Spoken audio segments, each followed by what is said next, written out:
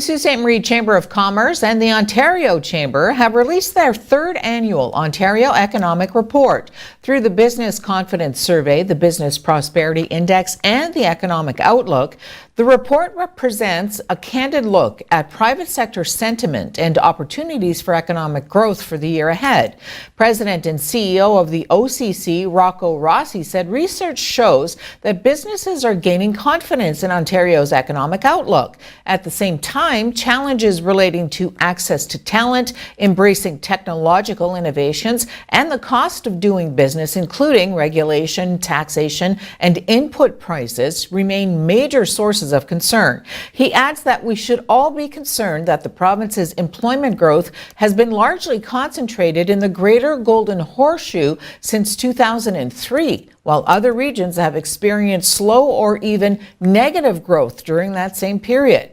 The Sault Chamber of Commerce notes that the percentage of northern businesses expressing confidence in the province's economic outlook came in about 5 percentage points less than the provincial average, but that this was still up from last year's numbers when it reviewed responses from Sault Ste. Marie and Sudbury. The percentage of northern businesses that have a decidedly negative view of the provincial outlook has dropped since last year. In northeastern Ontario, difficulty finding and retaining staff was cited as the number one reason why respondents were less confident about their organization's economic outlook, with 50% identifying this as a challenge. 32% of business respondents from the region also cited an aging population as a key challenge. President of the Sault Chamber, Don Mitchell, notes that the 2019 OER refers several times to the fact that Ontario's overall prosperity ultimately depends on the strength of its regional economies. He reiterates that creating the institutional infrastructure for Ontario's regional economies to become more economically diverse and globally competitive should be a focus at the provincial level regarding transportation, infrastructure, broadband internet, and the forestry and tourism sectors. He also adds that the recent emergence of Algoma steel from CCAA should further bolster local confidence. During the month of January, the Sault Ste. Marie OPP and Highway Safety Division responded to 426 calls for service.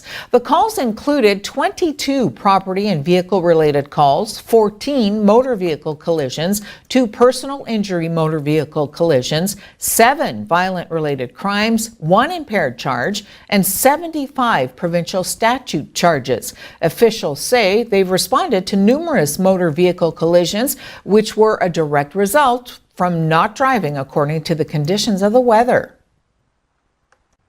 Federal Finance Minister Bill Morneau took questions from reporters after announcing March 19th as the day when he will reveal his pre-election budget.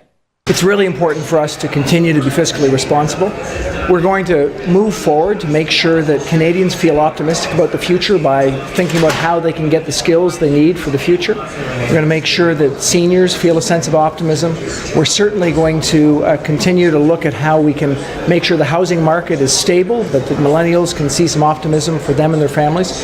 And of course, we've said that we're going to talk about our twin goals of ensuring that our pharmaceutical system is both appropriate in terms of its costs and that we find a way for better coverage for all. As we told you earlier this week, Ontario's government will introduce the new Comprehensive Ontario Police Services Act 2019. If it's passed, this legislation will address the previous government's Bill 175, which treated police with suspicion while making it increasingly difficult for them to do their jobs. MPP for Sault Ste. Marie, Ross Romano, said every day our police in the Soo come to work with a simple goal: to keep our families safe.